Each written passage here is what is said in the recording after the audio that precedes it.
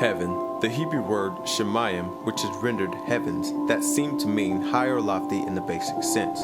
Now we have the physical heavens, which varies in meaning, but the context is clear to determine which area of the physical heavens is meant. For example, we have the heavens of Earth's atmosphere that may apply to the full range of Earth's atmosphere, in which dew and frost form, the birds fly, the winds blow, lightning flashes, and where the clouds float and drop rain, snow, or hailstones. We also have outer space. This physical heavens extends through Earth's atmosphere to regions of outer space where the army of the heavens, or the sun, moon, stars, and constellations are.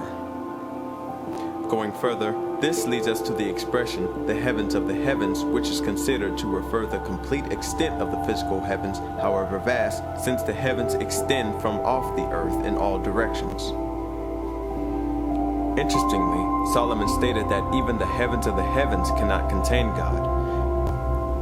And in Isaiah chapter 40:12 mentions how Yahweh measures the physical heavens as easily as a man could measure an object by spreading his fingers so the object lies in between the tips of his thumb and his little finger. So, in the physical sense, the term heavens covers a wide range. While it may refer to the farthest reach of space, it may also refer to something that's high or lofty to the point of out of the ordinary. Take note, Amos chapter 9:2, meaning physically the lowest of the low and highest of the high. Next is the spiritual heavens. Now the word used for the physical heavens is also used for the spiritual heavens. As been mentioned earlier, God does not reside in the physical heavens, being a spirit. However, since he is the high and lofty one who resides in the height, the basic sense of that which is lifted up or lofty, which is expressed in Isaiah chapter 63:15, Psalms chapter 33:13 and 14, and chapter 115:3. Also, in many texts, the heavens stand for Yahweh himself and his sovereign position. It is widely taught that people who remain good till death will be rewarded with an eternity of life and bliss in the realm of heaven. But, according to the Bible, we see that it paints a different picture compared to what's widely taught today. How so?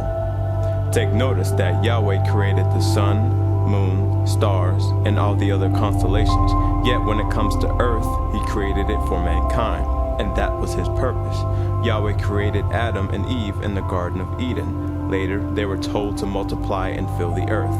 Also, Yahweh proposed man was supposed to live forever, according to the Bible. So if Adam and Eve did not sin, they'd still be alive.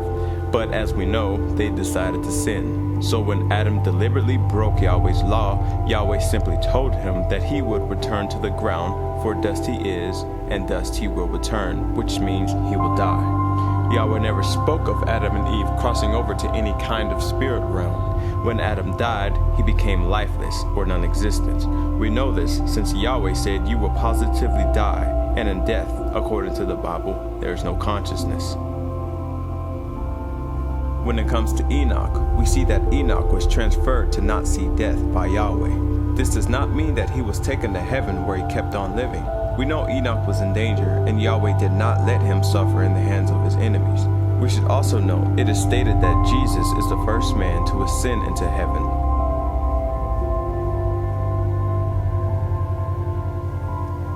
Did we possibly exist in heaven before this life?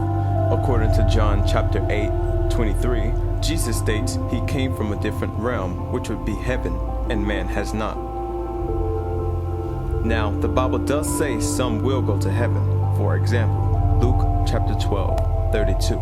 But we can see this is a limited number, since it mentions a little flock, meaning a small number or some. As to how many, Revelation chapter 14:1-3 states that 144,000 will be brought to heaven from earth. So what happens to the good people who die? The Bible clearly states at Psalms chapter 37:9, 11, 29, they were made to live on earth forever, which is indeed Yahweh's purpose since the time of Adam and Eve. We know Yahweh gave man a perfect start. It still would be perfect if Adam had not broken the bond and chose self-rule.